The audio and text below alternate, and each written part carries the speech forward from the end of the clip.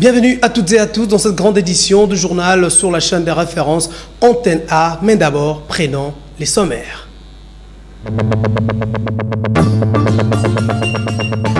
Le désaccord persiste au sein de la plateforme confession religieuse.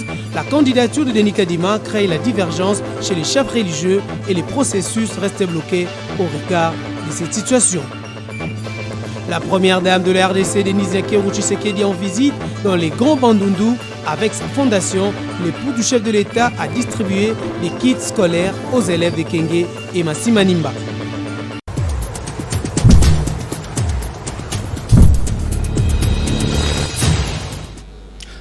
Mesdames et messieurs, une fois de plus, bonsoir. Direction la primature où le staff dirigeant de la société égyptienne Arabe Contractor a été reçu par le Premier ministre Jean-Michel Sama Lukonde Kyenge. Cette société est disposée à collaborer avec le gouvernement congolais dans les génies civils et les transferts des technologies. Sylvie Fortuné-Mboula et James Katamboa pour le reportage.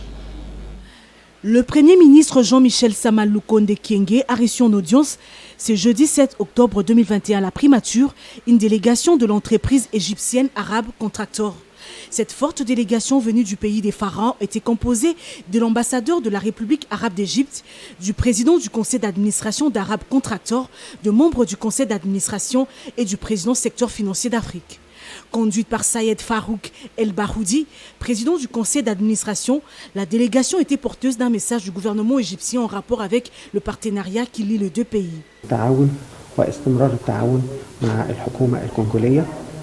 Nous étions honorés d'être reçus par son Excellence, le Premier ministre. Et nous étions aussi pour nous manifester notre full intention de continuer notre coopération entre Arabe Contractor, l'entreprise pour l'État égyptien et les RDC. Et nous avons porté le message du gouvernement égyptien que l'entreprise Arabe Contractors elle travaille en RDC et de tous les pays africains pour faire le transfert de le savoir-faire et la technologie en coopération avec nos frères congolais. Cette entreprise égyptienne, spécialisée dans le génie civil, exprime le vœu de transmettre son savoir-faire en la matière aux Congolais. Nous avons une expérience qui est montée jusqu'à 70-71 et nous sommes spécialisés dans toutes les qualités de génie civil. Et nous avons toute l'intention, tout le plaisir de continuer à coopérer avec le gouvernement congolais sur même l'étude et l'expérience du projet d'infrastructure, pour augmenter le standing ville pour le peuple congolais. Et nous trouvons ici que nous sommes en RDC, nous sommes entre nos frères et nos amis congolais. Et notre première priorité d'engager le cadre et les techniciens congolais. Et nous aussi, nous offrons des opportunités de training technique pour le domaine qui manque ici en RDC. Notons que cet échange était une occasion pour l'ambassadeur de la République arabe d'Égypte de remettre un cadeau d'amitié au chef du gouvernement de l'Union sacrée de la nation. Le désaccord persiste au sein de la plateforme confession religieuse pour la désignation du successeur de Corneille Nangaa à la tête de la CENI. Si les 6 confessions religieuses estiment que le travail est déjà fait, la CENCO et les CC qui assument le présidium insistent sur la question de l'intégrité de la candidature de Denis Kadima. Commentaire de Sylvie Fortuné-Mboula. Le désaccord persiste au sein de la plateforme confession religieuse sur la désignation du remplaçant de Corneille Nangaa à la tête de la Commission électorale nationale indépendante CENI. Le père de l'Église ne sont-ils pas éclairés par le Saint-Esprit pour se conformer sur une personne? En tout cas, cette question vaut son pesant d'or au regard de la mission de l'Église au sein de la communauté. Un seul point divise le père de l'Église jusqu'à ces jours, il s'agit de la candidature de M. Denis Kadima. Si les 6 confessions religieuses ont jusqu'ici jeté leur dévolu sur la personne de Denis Kadima pour son expertise en matière électorale, la conférence épiscopale nationale du Congo CENCO et l'église du Christ au Congo ECC qui assure le présidium de la plateforme confession religieuse réfutent haut et fort la candidature de Denis Kadima à la tête de la centrale électorale de la République démocratique du Congo. Les deux confessions religieuses estiment que cette candidature a fait objet de pression et intimidation sur la plateforme par une famille politique. Du coup, il y a un problème d'éthique et d'intégrité qui se pose sur sa personne. Les présidiums affirment avoir tenté de faire revenir les autres à la raison mais sans succès. Par contre, le groupe des 6 continue d'avancer des raisons d'ordre ethnique de la SENCO et l'ECC à l'endroit de Denis Kadima, une affirmation qui est balayée au niveau du présidium SENCO-ECC. Les deux s'en remettent une fois de plus à la sagesse du président de la République, garant de bon fonctionnement des institutions du pays. Entre-temps, les politiques qui suivent de près cette situation, à l'exemple du président national du MLC, Jean-Pierre Bemba, a dans un communiqué exhorté le chef religieux à maintenir leur rôle de l'Église au milieu du village pour garantir au pays, à travers leur choix, la sauvegarde de la paix, de l'unité et de la concorde nationale. Avec ces blocages, le temps s'écroule et nous nous approchons de 2023. Signature de la convention collective révisée entre les directeurs généraux de la Caisse nationale de sécurité sociale, CNSS en sigle, et l'intersyndicale de la dite entreprise a eu lieu ce vendredi 8 octobre 2021 en la salle Agnès Moide Katang. Selim Bayabo et Afrika Mujinga étaient dans la suite. À seulement moins de 100 jours, le directeur général de la Caisse nationale de sécurité sociale, le docteur Jean-Simon Fouti, vient de réaliser des prouesses, notamment la révision de la convention collective dont la clôture est intervenue ce vendredi 8 octobre 2021. Cette convention comporte 159 articles constitués de 13 chapitres et 4 annexes. La dite convention porte un certain nombre d'innovations, entre autres l'amélioration des conditions de prise en charge des travailleurs actifs et des retraités, la formalisation de l'intégration dans un même texte des divers droits et avantages du personnel, l'amélioration du régime complémentaire au régime général de la sécurité sociale en lui dotant d'une autonomie de gestion, l'amélioration des conditions pour les bénéfices de la pension complémentaire des retraités. Ces genres de situations s'articulent autour du slogan de notre cher président, son Excellence Félix Tshisekedi Tshilombo, le peuple d'abord. Le peuple d'abord, c'est nous tous. Le peuple d'abord, ce sont les prestataires sociaux. Le peuple d'abord, c'est aussi les agents de la caisse. L'inspecteur général du travail a déjà promis qu'au plus tard la semaine prochaine, cette convention collective qui va lui être présentée déjà le lundi va nous revenir. Ceci veut dire que son application va commencer. Donc tout ce qui a été inscrit, tout ce qui est dedans, en termes de droits, en termes d'obligations, vont être exécutés. Voilà pourquoi, suivant le chronogramme de la direction générale, du conseil d'administration, je crois que dans les mois qui suivent, avant la fin de l'année, les agents vont être payés avec leur nouveau salaire. Le directeur général ad intérim a invité les syndicalistes à vulgariser les dispositions de cette convention aux travailleurs et de les inviter à remplir leurs obligations vis-à-vis de la Caisse nationale de sécurité sociale. La première dame de la République démocratique du Congo, Denise Nyakeru Tshisekedi, est arrivée à Kenge dans le Kwango. Sur place, la première dame a visité l'hôpital général de Kenge et quelques écoles du coin. Solange Kouale Pembele, Sylvie Fortune Mboula et Papi Katassi. Pour une première dans le Grand Bandundu, la très distinguée première dame de la République, Denise Nyakeru, a reçu les honneurs dignes de son rang. De son arrivée au Kwango, c'est une population en attente depuis tôt le matin qui l'accueille. L'épouse du chef de l'État a eu droit aux habituels rituels des cérémonies de bienvenue des autorités politico-administratives de Kenge. Denise Nyakeru Tshisekedi s'est offerte un bain de foule. La marche à pied lui a permis de communier avec le Kwangolais.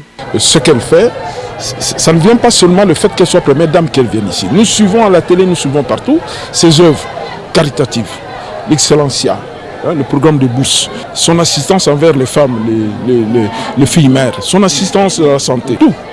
Donc, elle est partout. Nous sommes très fiers de la première dame, de pouvoir choisir pendant ces moments plusieurs provinces. Elle n'a pas encore visité, mais elle a pensé visiter notre province. Nous sommes très fiers, très contents. Juste après, La présidente de la fondation Denise Nyakero Tshisekedi a pris la direction de l'hôpital général de Kenge. Sur place, elle a visité différents services de chirurgie et médecine interne, pédiatrie et maternité, question d'apporter un réconfort aux malades. Dans son escarcelle, la très distinguée première dame a amené un lot important de matelas, kits chirurgicaux, médicaments pour prendre en charge les questions urgentes dans cette institution hospitalière. Les kits seront aussi distribués dans quelques centres de santé à Kwango. Très engagée dans l'éducation, Denise Nyakero Tshisekedi, au nom de la fondation qui porte son nom, est allée à l'école Lunungu. Au-delà de ces gestes de charité, 14 écoles primaires de Kenge ont pu recevoir de la fondation des kits scolaires pour assurer la rentrée de classe. C'est dans l'après-midi du jeudi 7 octobre 2021 que celle qu'on appelle affectueusement Maman Denise a quitté la ville de Kenge dans le Kwango en direction de Massima Nimba dans le Kwilu. En Ituri, une femme citée dans le ravitaillement de rebelles ADEF a été arrêtée par les services de sécurité et présentée aux autorités compétentes de la dite province suivante. Tête à moitié voilée, Madame Kavira, 56 ans révolue, résidente à Bunia, a été arrêtée à Mahagi par le service de sécurité avec 3 cartes d'électeur congolais et une carte d'identité ougandaise avec sa photo, mais de noms différents. Plusieurs couteaux, dont les poignards militaires, ont été découverts dans son sac. En plus, une importante quantité de vivres dans la voiture qu'elle devrait ramener aux rebelles ADEF. A-t-elle dit? Présentée au gouverneur militaire de l'Ituri, la dame avoue avoir intégré les ADEF il y a 23 ans.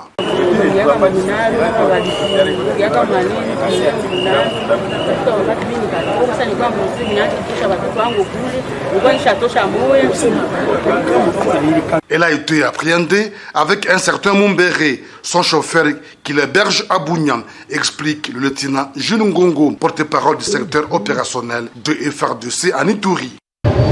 La femme, donc vous avez vu, c'est une femme considérée comme ravitailleuse des groupes armés ADEF. Elle achète des bottines, des médicaments, des vivres, des munitions et elle a été arrêtée. Elle s'est installée d'abord ici à Bunia et nos services l'ont poursuivie jusqu'à Maï. Le lieutenant général Boyanka Johnny, gouverneur militaire de l'Ituri, rassure que les réseaux criminels des ADF seront démantelés. Et je demande par la même occasion à la population, il faut savoir dénoncer. Dénoncer. Donc mon maman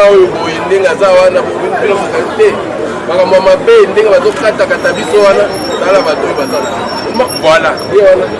23 ans dans les ADF. 23 ans.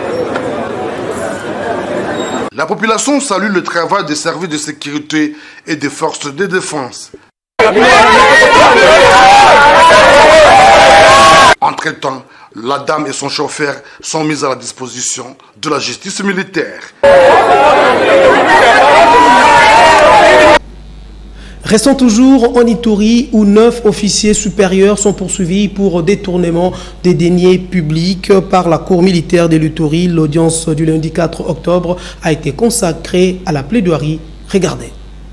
Lutter contre la pratique des antivaleurs au sein des FARDC en cette période de l'état de siège, c'est les combats acharnés du président de la République Félix Antoine Tshisekedi Tshilombo pour redorer l'image de marque des forces de défense et de sécurité. Tout est parti du contrôle de l'inspection générale des FARDC de fonds alloués aux commandants de grandes unités pour l'achat de vivres au profit des militaires engagés dans les opérations de traque contre le groupe négatif. Appelé comme renseignant, le général Jean-Claude Bokolomba éclaire la cour sur la répartition de tâches de la dite commission. 30 000 pour les ingrédients et 220 000 pour les achats automatiques. Dans la commission, on ne pouvait pas garder l'argent quelque part, on s'est dit que l'argent puisse rester au niveau du gouvernement, mais on va retirer partie par partie, peut-être au fur et à mesure que les articles entrent, on fait entrer les articles et on prend la partie qu'il faut pour aller verser et jusqu'à la fin. Je pense qu'on a fait comme ça 4 tours pour retirer l'argent.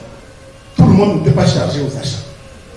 Nous étions, nous, obligés de vérifier la qualité, la quantité, les prix et même les emballages pour voir que tout ce qui a été demandé a été acheté.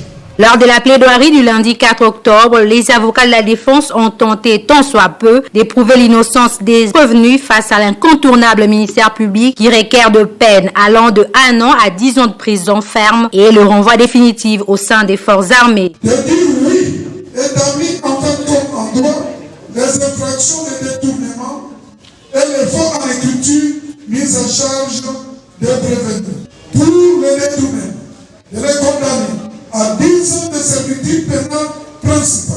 L'arrestation de ces officiers fait couler beaucoup d'encre et de salive. La cour militaire se prononcera le lundi 11 octobre. Qui vivra verra. Justice, suite fin. La haute cour militaire siégeant en matière répressive au degré d'appel a tenu mercredi sa deuxième audience dans l'affaire de l'assassinat de Floribert Chebeya et de son chauffeur Fidel Bazana. La dite audience s'est déroulée en chambre foraine à la prison militaire de Ndolo, située bien sûr dans la commune de Kalamou. Sylvain Kapombo, Bosengele. C'est une affaire qui met en cause au degré d'appel l'auditeur général, ministère public et partie civile, les veuves de Floribert Chebeya et de Fidel Bazana, les frères et sœurs des défunts, l'ONG Voix des Sans-Voix et les Renadoc contre les prévenus commissaires supérieurs Christian Goy Kenga et commissaire Jacques Migabo Kezi. Ces derniers sont poursuivis pour 6 infractions, à savoir détournement d'armes et munitions de guerre, association des malfaiteurs, enlèvement, assassinat, terrorisme et désertion simple. Comme arrêté à l'audience précédente, la haute cour militaire a pu trouver aux prévenus les avocats pour leur assistance. Mais le prévenu Christian Goy Kenga a toujours manifesté son opposition. Je ne veux pas ces avocats, je veux que je m'entretienne avec mes avocats à moi, j'ai mes avocats à moi. Il a mis en garde de la Cour. La Cour a désigné conformément à la loi un avocat. Il est libre de marcher avec lui ou pas. Si il n'accepte pas, donc nous allons passer outre. Il va se défendre seul. De son côté, le conseil désigné pour défendre les intérêts du prévenu Jacques Migabo a sollicité de la Cour une remise. Je ne pourrais pas répondre ou bien défendre mon client directement parce que je n'ai pas pris contact avec lui et je ne connais rien du dossier. Le contenu vraiment à tête générale. Pendant que nous c'était prévu pour Christian, comme on a changé notre personne, donc ce n'est pas pour moi de pas le contact avec lui et par après je serai défendu. Tout en respectant les droits de la défense, la haute juridiction militaire a renvoyé contradictoirement la dite cause à mercredi 13 octobre 2021. Quittons la commune de Barumbu pour celle de la Gombe, où l'ambassade des États-Unis, Kinshasa-Congo, a procédé dans la soirée du jeudi au lancement de l'exposition photographique présentant l'œuvre de la photographe américaine Carol Beckwith ainsi que sa collègue australienne Angela Fisher au musée national situé bien sûr dans la commune de Lingwala. Patricia Bassomwanda était présente avec Sélé Mbayabo. Se doit être insatisfaite, sinon elle succombe. C'est dans cette optique que Carol Beckwith, Angela Fisher ainsi qu'Angelo Turconi, pendant plus de 40 ans, ont visité et se sont documentés des cultures traditionnelles provenant des 4 coins de la République démocratique du Congo. Les photos ont ravivé un monde de culture et des traditions congolaises haut en couleurs. Une exposition qui permet aux personnes connaissant déjà la culture et les traditions congolaises à y poser un nouveau regard afin de se souvenir de leur importance. Je suis ému d'abord de voir que les amis, nos frères, nos partenaires ont le souci que notre pays sorte de son isolement. Et lorsque on fait des photos du royaume Cuba, je me dis que c'est une occasion pour nous de contribuer à une bonne écriture de notre histoire. L'ouverture de cette exposition était aussi une façon de célébrer cette relation durable qui existe entre la République démocratique du Congo et les États-Unis d'Amérique ou encore entre Américains et Congolais. Le monde peut le voir aussi, découvrir la beauté et l'incroyable histoire et culture de la RDC. Et de le voir à travers un photographe américain et ses collègues, c'est très très spécial.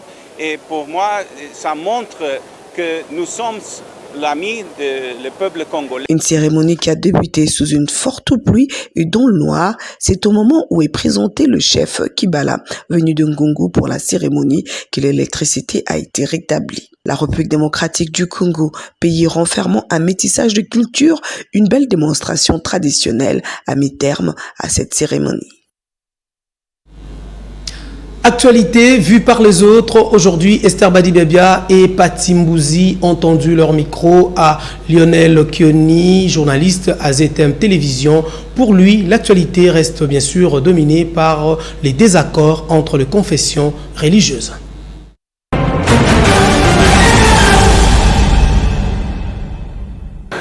L'actualité reste dominée par, vous le savez, depuis un certain temps, le blocage entre confessions religieuses autour de la désignation du futur président de la CENI. Il y a déjà le groupe de 6 qui campent sur leur position, qui ne tiennent que sur la candidature de Denis Kadima. Et d'autre part, il y a les deux églises sœurs, donc l'ECC et la Sanko, qui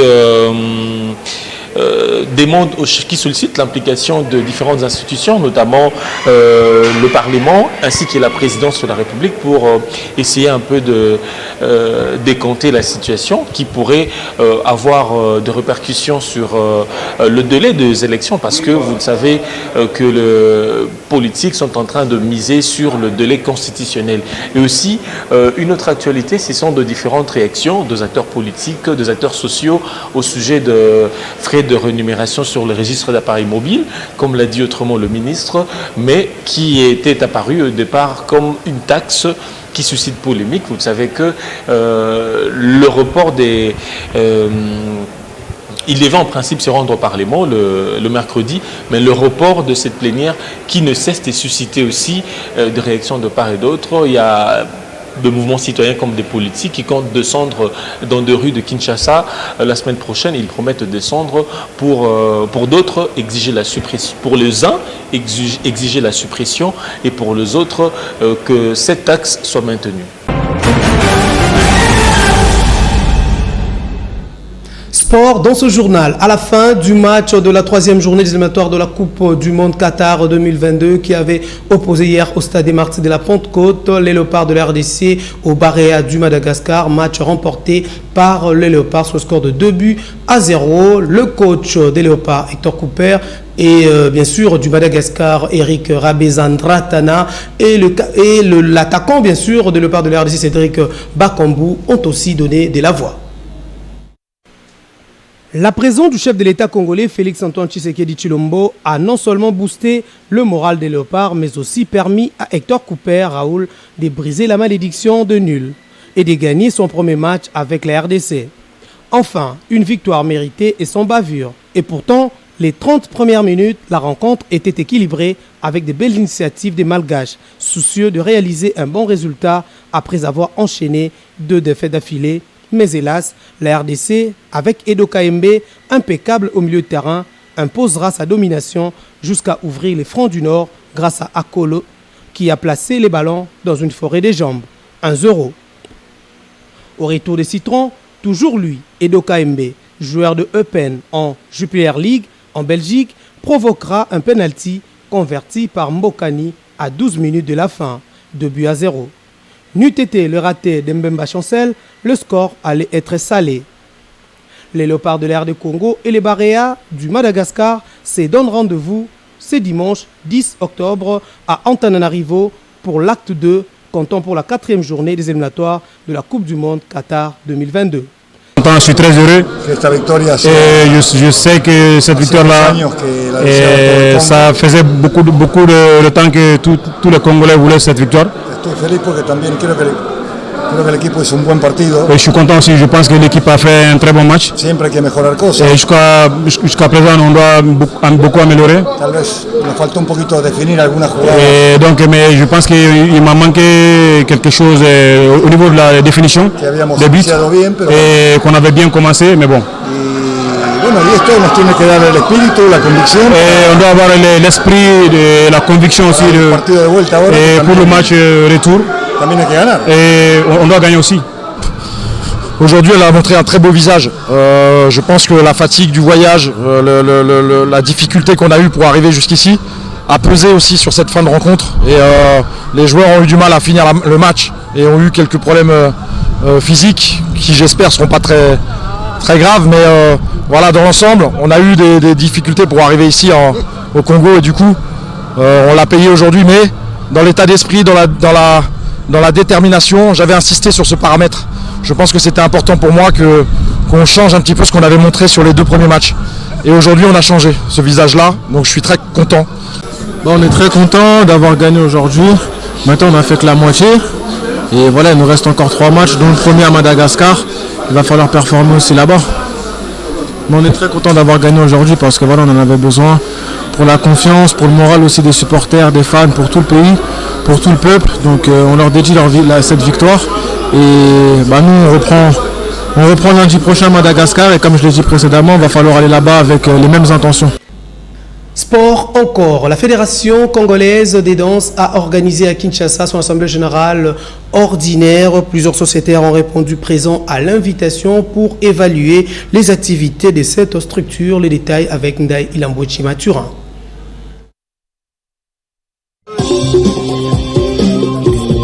Les membres du comité de la Fédération congolaise des danses ont tenu samedi au Stade des Martyrs l'assemblée générale ordinaire.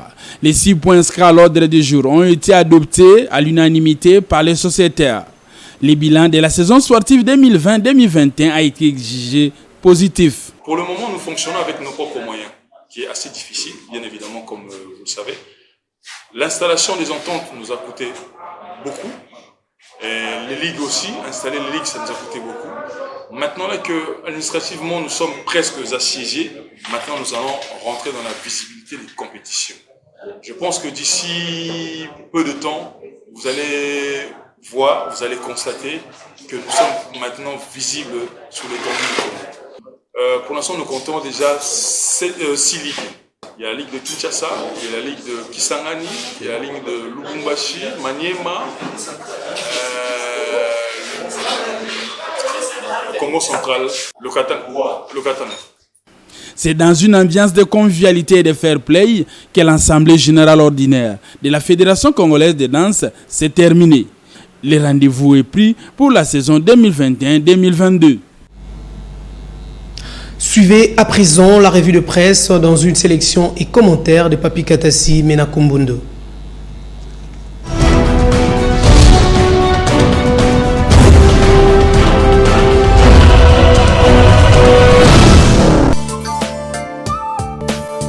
Les parutions de ce vendredi 8 octobre à travers les rayons de la capitale restaient dominées par le processus délicat de la succession de Corneille Nangaa à la tête de la CENI. Le quotidien d'information générale La République titre « Dossier CENI, Senko et CC, le déballage » s'exclame-t-il. Pour notre confrère, ils ont essuyé des invectives, des insultes et même des calomnies au sujet du blocage du dossier de désignation du nouveau président du bureau de la centrale électorale. Les représentants des églises protestantes et catholiques ont-ils craqué? Que non, ils ont seulement ouvert un pan de l'iceberg au cœur de ces blocages dont certaines langues leur font porter la croix. On peut se féliciter d'emblée de la retenue de ces délégués de la Senko et de l'ECC qui ont tenu à afficher une conduite d'adultes en dépit des invectives à leur endroit, a conclu La République. Pour sa part, Africa News titre à la une, CENI, les chefs religieux irréconciliables. À leur tour, cathos et protestants chargent les 6. Notre confrère revient sur l'activité du 7 octobre menée par les catholiques et protestants. Les catholiques et protestants ont riposté à l'occasion d'une sortie médiatique commune. À leur tour, ils ont chargé les 6. Autour de l'abbé Donatien Cholet, ils ont déroulé les rapports globaux de la plateforme des confessions religieuses sous la désignation des animateurs de la Commission électorale nationale indépendante. Consigné par les monseigneurs Marcel Outembi et les révérends André Bokundoa. Dans le processus électoral en cours, signale-t-on dans leur communiqué signé le 6 octobre 2021, l'engagement de la conférence épiscopale nationale du Congo et l'église du Christ au Congo n'a qu'un seul objectif, contribuer à la consolidation de la démocratie par des élections libres, transparentes, inclusives et apaisées. Toujours dans le cadre du même sujet, le quotidien d'information générale titre « Désignation des animateurs de la CENI, les statu quo persistent ». En outre, la Senko et les CC disent être disposés à accompagner la nation congolaise pour gagner les paris des bonnes élections en 2023 et elles utiliseront tous les moyens légaux, civiques, démocratiques et pastoraux à leur disposition pour atteindre ces objectifs. Terminons cette revue de presse par les dernières news du Premier ministre honoraire de la RDC, Matata Ponyo. Cette fois-ci, on prend la nouvelle du côté des Co-News, qui titre « La communauté internationale s'est prononcée. Attention, ne touchez pas à Matata Ponyo ». Selon notre confrère, le Conseil de sécurité des Nations Unies s'est réuni le 5 octobre 2021 à son siège de New York aux États-Unis pour attendre le rapport général d'Antonio Guterres, secrétaire général des Nations Unies, sur la République du Congo. C'est un rituel qui intervient chaque année en marge de l'Assemblée générale des Nations Unies. Mais pour l'édition 2021, un invité surprise s'est invité dans les débats. Matata Ponyo Mapon, ancien Premier ministre, traqué dans tous les compartiments par la justice congolaise. C'est par le secrétaire général des Nations Unies que le Conseil de sécurité a été saisi de la forte pression judiciaire exercée sur Matata. En langage diplomatique, l'interpellation du secrétaire général est d'une haute portée. Ça n'est pratiquement fini. Au revoir et à la semaine prochaine.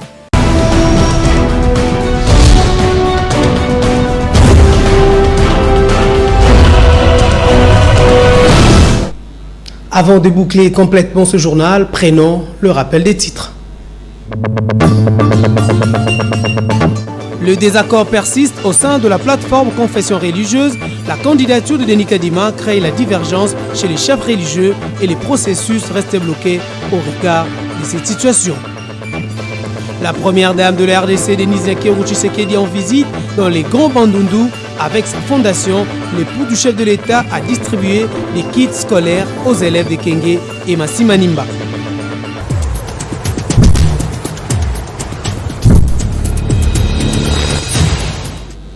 Fin de cette grande session du journal sur la chaîne de référence Antenne A, une édition coordonnée par Sylvie Fortuné Mboula qui me charge de dire merci à tous ceux qui nous ont suivis depuis les territoires de Muchacha dans la province du Lolaba. Je vous retrouve demain à 7h30.